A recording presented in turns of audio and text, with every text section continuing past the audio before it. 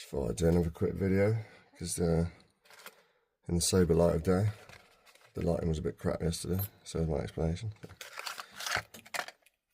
Got this little warded padlock. It's the first warded lock I have actually.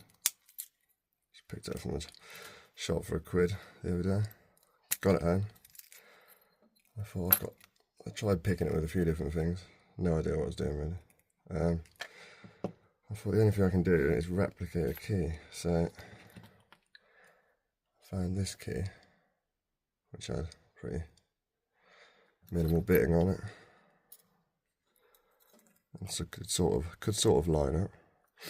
So then I've created this replica from one of these keys. So it started like that, finished like that, just simply with a little, these small hobby files, and a little biro to mark where we were going, and polished it up a bit. But yeah, I've cut my first key. It works.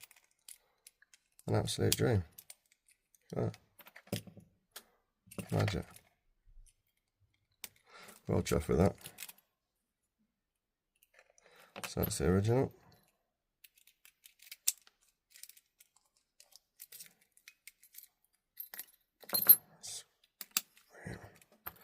That's the original. And then that's my replica. Happy days.